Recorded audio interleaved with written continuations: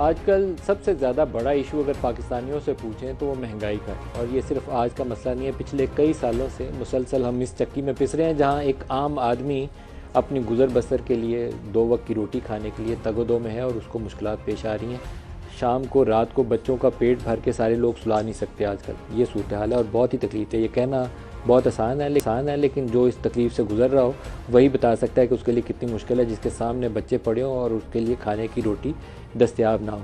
और जो पाकिस्तान के आजकल हालात हैं, शायद पॉपुलेशन का एक बड़ा हिस्सा जो है आइंदा कुछ अरसे तक या तो वो अपने बिल अदा करेगा, घर का किराया देगा, या बच्चों के लिए घर को राशन लेके आया करेगा, स्कूल की फ़ीसें देगा। ये सारे अखराजात वो इकट्ठे एकदम से नहीं कर पाएंगे। लोअर मिडिल क्लास जो सेगमेंट है, सबसे ज़्यादा बोझ उसके ऊपर है, जिसकी आमदन उतनी नहीं है जितने अखराजात में इजाफा हो गया।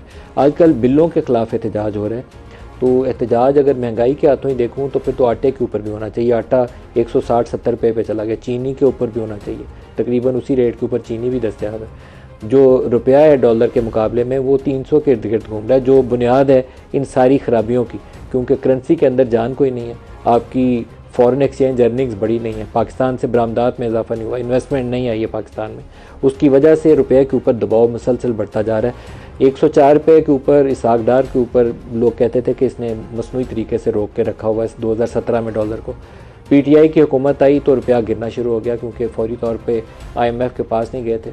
जिस दिन PDM ने नो कॉन्फिडेंस किया उस दिन इनको 189 डॉलर रुपया मिला था, आज 300 पे। अंदाज़ा करिए कि इस 1.25 साल के अरसे में पाकिस्तान के साथ क्या बीत चुकी है।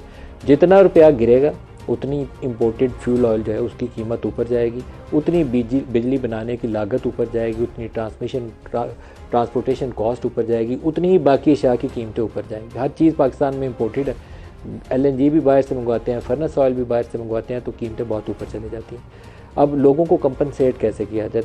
2 दिन या तीसरा दिन आज है, प्राइम मिनिस्टर जो निगरान है वो इसके ऊपर मुलाकात कर रहे हैं।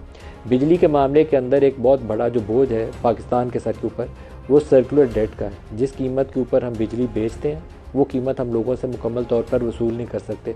बार बार कीमतें बढ़ा रहे हैं, 2 गुना, 2.5 गुना, 3 गुना कीमतें हो चुकी हैं पिछले 1 साल के अंदर, और इतनी कीमत बढ़ाने के बावजूद अभी भी हम वो पूरी कॉस्ट रिकवरी के ऊपर नहीं आए। वजह क्या है? वजह यह है कि बिजली की चोरी बहुत है। बाज़ ऐसी हमारे यहाँ डिस्कोज़ हैं, ये जो डिस्ट्रीब्यूशन कंपनीज़ हैं, जैसे पेशावर और हैदराबाद और कुछ अदर एरियाज़ हैं जहाँ पर इतने ज़्यादा चोरी है, इतने ज़्यादा लॉसेस हैं कि वो बाकी पूरा पाकिस्तान उसका बोझ उठाता है। फाटा एरियाज़ और पेशावर वाली मिला लें और उधर से हैदराबाद वाली मिला लें और बलूचिस्तान को मिला लें तो बाकी पूरे पाकिस्तान के ऊपर इस चोरी का बोझ है, जो कई 100 अरब रुपए के ऊपर है। इसी तरीके से जो सर्कुलर डेट हमने एक पावर होल्डिंग कंपनी बना के उसके अंदर पार्क किया हुआ है, वो भी अब हर महीने हम लोगों से तकरीबन 2.25 रुपये या 3.25 रुपये पर यूनिट के हिसाब से लोगों की जेबों से चार्ज करते हैं, हर बिल के ऊपर चार्ज करते हैं। तो एक तो हल ये है कि वो पावर होल्डिंग कंपनी वाला जो डेट है वो हम वसूल नहीं कर सकते किसी के साथ, बजाय लोगों को हर महीने एक टीका लगाएं और उसको तकलीफ़ में मुब्तला करें, वो आप उसको नेशनल डेट में कन्वर्ट कर दें। उधर से उठाएं उसको, 1.5-2 हज़ार पे बुक एंट्री होनी है, उसको उठाएं उधर से, और 70-80 हज़ार अरब का जो कर्जा है उसके अंदर 2,000 और डालें और उनकी जो बुक्स हैं बाकी कंपनीज़ की एनर्जी सेक्टर की वो क्लीन कर दें। वहाँ से मसला तकरीबन ख़त्म ही कर दें। पावर होल्डिंग कंपनी का जितने 100 अरब का भी कर्जा है उसको उठा के नेशनल डेट में डाल दें। ये एक सोल्यूशन मुमकिन हो सकता है। दूसरा, जो पाकिस्तान के अंदर गैस पैदा हो रही है वो गैस हम फर्टिलाइज़र प्लांट्स को भी दे रहे हैं जो आगे कमर्शियल बुनियादों के ऊपर अपनी खाद बेचते हैं, उनको हम सस्ती गैस देते हैं, वो मुनाफा अपनी जेबों में डालते हैं। फिर हम कैप्टिव पावर प्रोड्यूसर्स को वो सस्ती गैस देते हैं जो वो मुनाफा अपनी कंपनियों की बुक्स में पार्क करते हैं, जो भी उसके साथ करते हैं। एक आम सार्फ से उसका कोई ताल्लुक नहीं है, तो सारी वो सस्ती gas in captive power producer से भी काट के और इन फर्टिलाइज़र कंपनियों से भी काट के, उसमें बड़े बड़े नाम है, एंग्रो का नाम उसमें शामिल होगा, उसमें और बड़े बड़े प्रोड्यूसर शामिल होंगे, सारों की वो गैस वहाँ से काटें और उसको ये जो पावर प्रोड्यूसर को वो गैस दें और बिजली की जो प्रोडक्शन कॉस्ट है उसको नीचे लेकर आए। दूसरा ये सोल्यूशन है। और थर्ड, इसके ऊपर बिज़नेस रिकॉर्डर ने आज आर्टिकल भी किया है कि जो हमने 11,000 मेगावाट ये जो CPEC के साथ हमने नए पावर प्रोजेक्ट्स लगाए थे चाइना की मदद से, उसका लोन जो है रीस्ट्रक्चर किया जाए चाइनीज़ हुकूमत की मदद से, उसको लॉन्ग टर्म बनाया जाए, बजाय 10 साल की मुद्दत का जो लोन है उसको 25-30 साल पे लेके जाया जाए, जिसकी उसकी जो फ्रंट लोडिंग है इब्तदाई सालों के अंदर कॉस्ट है वो नीचे जाए, जिससे टैरिफ इंक्रीज़ करने की शरह वो बेहतरी उसके अंदर आ जाएगी। लेकिन अल्टीमेटली घूम फिर के जब तक रुपया नहीं संभलेगा, ये सारा कुछ करके भी अगर रुपया 300 की बजाय 350 पे पहुंच गया तो दोबारा प्राइस इंक्रीज का प्रेशर आएगा और हम इस विशियस साइकिल से बाहर नहीं निकल सकेंगे। आपको हर सूरत रुपए को इस्तेहकाम देना, ये बुनियाद है। फॉरेन एक्सचेंज अर्निंग अपनी बढ़ाइए, कुछ ना कुछ ऐसा ज़रूर करिए कि पाकिस्तान के अंदर डॉलर का इन्फ्लोज बढ़े, इन्वेस्टमेंट आ जाए, प्राइवेटाइजेशन प्रोसीड्स आ जाएँ, ये जो पब्लिक सेक्टर एंटिटीज़ हैं इनको आप मार्केट में लाएं, इनको बेचें, बैंक्स के शेयर्स दे सकते हैं वो दें। आपको डॉलर्स की अर्निंग्स बढ़ानी है और कोई तरीकाकार पाकिस्तान के पास है नहीं। एक्सपोर्ट्स हम 31 अरब डॉलर पे आज से 1 साल पहले पहुँचे थे, इस साल 30 जून को नीचे घट के दोबारा 27 अरब डॉलर पे आ गए। जो रिमिटेंसेस थी वो भी 1 साल पहले 31 अरब डॉलर पे पहुंचे थे, वो भी घट के 27 अरब डॉलर पे आ गई। 8 अरब डॉलर की आमदन कम हो गई है बजाय ऊपर जाने के।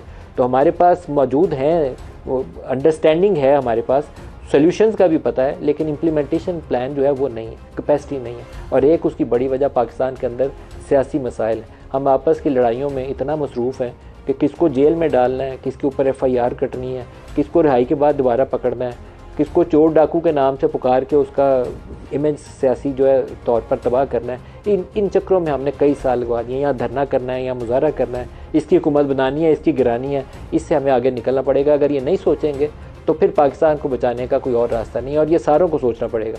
इस्टेब्लिशमेंट को, जुडिशरी को और पॉलिटिकल लीडरशिप को मिल के पाकिस्तान के मसाइल का हल ढूंढना पड़ेगा। जो आज प्रोग्राम में हमारे साथ शुरका है, सलम राजा साहब मारूफ माहिर कानून हमारे साथ इस्लामाबाद स्टूडियोज़ में, इसके अलावा कमर ज़मान कायरा साहब पाकिस्तान पीपल्स पार्टी से और खुर्रम दस्तगीर खान साहब PMLN से, दोनों हमारे साथ हैं। दोनों को खुश आमदीद कहूँगा।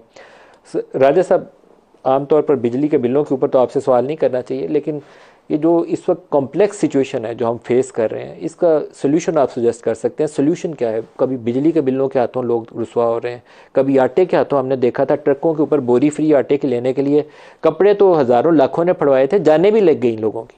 तो ये सूरत हाल तो सस्टेनेबल नहीं है। नहीं, हाँ बिल्कुल ठीक कह रही हैं। और ये सबसे मैं समझता हूँ जो तशवीशनाक मसला है हमारा वो यही है।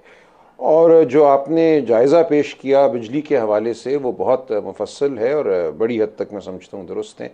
देखिए, कानूनी मामलात भी बिजली के हवाले से बहुत आते हैं, इसलिए कुछ नज़र हमारी रहती है बिजली के मामलात पे कि बिजली का जो टैरिफ है वो नेपरा मुकर्रर करती है, सूबों के दरमियान क्या तफावत है, मुख्तलिफ नौइयत के जो कंज्यूमर हैं उनको कैसे बिजली दी जा रही है, बिजली की चोरी की क्या सूरत हाल है। ये तमाम बातें वो हैं जिनकी तरफ आपने इशारा किया। लेकिन यहाँ एक हमें बिल्कुल एक मैं समझता हूँ एक यकसुई से एक फ़ैसला करना होगा कि हमने अपने तवानाई के सेक्टर को, उसमें गैस भी शामिल करें, गैस और बिजली को मिलाकर हमने ठीक करना है। देखें, गैस के हवाले से भी बहुत मसाइल हैं हमारे मुल्क में।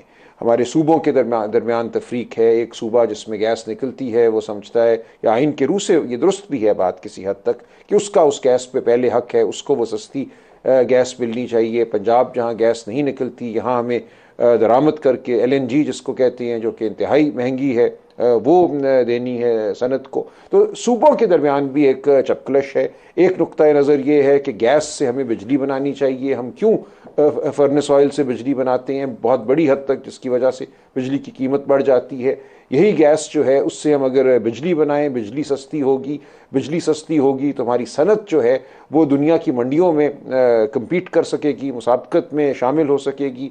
मेयार को भी हमें देखना है, सनत की कीमत को भी देखना है। तो ये बड़ी गहरी बातें हैं और बिलाखिर हमें अपनी बरामदात को बढ़ाना है। देखिए, दो हमारे डेफिसिट रहते हैं। एक हमारा करंट अकाउंट का डेफिसिट रहता है कि हमारी जो बरामदाद हैं वो कम हैं, जो हमारी दरामदाद हैं वो ज़्यादा हैं। 20, 22, 25 बिलियन डॉलर का सालाना एक फ़र्क हमारा रह जाता है। और उसके लिए हमें कुछ तो मामला रेमिटेंस से जो हमारे वर्कर पैसे भेजते हैं, बाकी हमें फिर कर्ज़ों के लिए तगोदवा करनी पड़ती है।